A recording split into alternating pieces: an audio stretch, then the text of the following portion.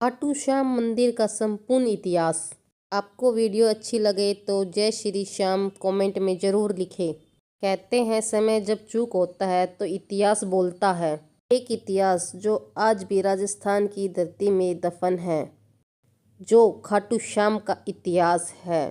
यह कहानी है उस स्थान की जहां बरसों बीत जाने के बाद भगवान ने खुद को उजागर किया, न कि एक घटना के रूप में, एक संकेत के तौर पर। जो गांव एक साधारण सा प्रतीत होता था, अब वह रहस्य का केंद्र बन गया। उस रहस्यमय की बात है जो धुंधला सा प्रतीत होता था, परंतु जब एक विचित्र गाय एक विशेष स्थान पर पहुंची तो कुछ ऐसा हुआ जिसने सबका ध्यान खींच लिया। गाय जैसे ही उस जगह पहुंची जहाँ बाद में रहस्य उजागर हुआ, अचानक थनों में से दूध बहने लगा। यह देख लोग विचलित हो गए। जैसे जैसे गांव में इसकी चर्चा हुई, लोगों ने इसे खोदने का निर्णय लिया। जब वहां से मिट्टी हटाई गई तो वहां पे कोई साधारण वस्तु नहीं थी। वहां दबा हुआ था एक सिर, एक दिव्य मुख आकृति जो बाबा श्याम की थी। गांव लोगों ने मुकुट को उठाया और एक ब्राह्मण को दिया।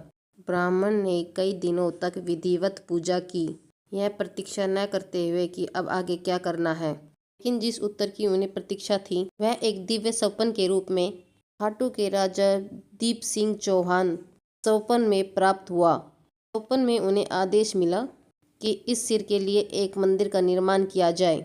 राजा ने इस दिव्य आज्ञा का पालन किया। सन 1027 ईस्वी में फागुन शुक्ल एकादशी के दिन इस पवित्र मूर्ति को स्थापित किया और इस प्रकार एक भव्य मंदिर का निर्माण हुआ। समय बीतता गया।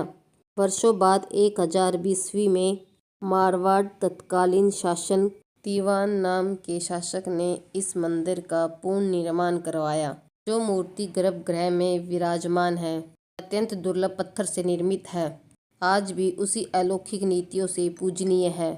खाटू श्याम केवल राजस्थान ही नहीं, पूरे भारत के कुल देवता के रूप में पूजे जाते हैं। गुजरात की कुल देवता के पास लांबा नाम के गांव में खाटू श्याम का और एक और मंदिर इस बात का प्रतीक है कि बाबा का आशीर्वाद हर दिशा में फैला हुआ है। यहाँ लोग अपने नवजात शिशु को आशीर्वाद दिलाने के लिए लाते हैं, क्योंकि यहाँ पे बाबा को बलिया के रूप में भी पूजा जाता है। प्रभु की वास्तुकला हर ईंट और पत्थर में बोलती है। सोने के मुर्तार, सफ़ेद संगमरमर, पारंपरिक टाइलों का सुंदर संगम इस संरचना को कलात्मक बनाता है।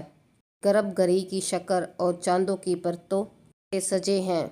मुख्य प्रार्थना कक्ष, जिसे जनमोहन कहा जाता है, यहाँ की दीवारें पुराने चित्रों से भरपूर है। चित्र की हर एक कथा, हर एक आस्था। मंदिर के मुख्य द्वार से प्रवेश करते ही सामने विशाल प्रांगण दिखाई देता है, जहाँ श्रद्धालु भगवान के दर्शन के लिए पंक्तियों में लगते हैं। प्रांगण से कुछ दूरी पर है श्याम बगीची, एक सुंदर पुष्प वाटिका, जहाँ से चुने हुए पुष्प भी भगवान को अर्पण किए जाते हैं। इसी बगीचे में भगवान श्याम का एक महान भगत आलू सिंह की समाधि भी स्थित है, जो आज भी श्रद्धालु के लिए प्रेरणा का स्रोत है। परंतु इस पवित्र स्थान का सबसे बड़ा रहस्यमय स्थल है श्याम कुंड, एक पवित्र जलाशय जहाँ से कभी बाबा श्याम का शीश प्राप्त हुआ था। श्रद्धालु की मान्यता है कि इस कुंड में स्नान करने से सारे पाप धुल जाते हैं और व्यक्ति को परम जीवन में शांति प्राप्त होती है। लोग सच्चे मन से डुबकी लगाते हैं और बाबा से अपने जीवन की सभी कष्टों की मुक्ति की प्रार्थना करते हैं। कहा जाता है कि इस कुंड में पानी सीधा पाताल लोक से आता है, और यह सच भी लगता है, क्योंकि देखने पे आपको इसके आसपास कहीं स्रोत भी नजर नहीं आएगा। इस कुंड की यह बात इसे और भी ज़्यादा शक्तिशाली बनाती है। मुख्य मंदिर से दक्षिण दिशा में स्थित है गोपीनाथ मंदिर, और इसी के समीप स्थित है गौरी शिव मंदिर। और एक और कहानी जो दिल दहला देने वाली है। कहा जाता है जब औरंगजेब की सेना इस मंदिर को नष्ट करने पहुंची तो उन्होंने शिवलिंग पे प्रहारों से प्रहार किया, पर जैसे ही उनके भाले शिवलिंग से टकराए, वहाँ से रक्त के फव्वारे फूट पड़े। यह दृश्य इतना भयावह और चमत्कारी था कि सैनिक तुरंत डरकर वहां से भाग निकले। आज भी वह शिवलिंग के ऊपर भाले का निशान स्पष्ट देखा जाता है कि भगवान शिव ने अपनी रक्षा स्वयं की हो।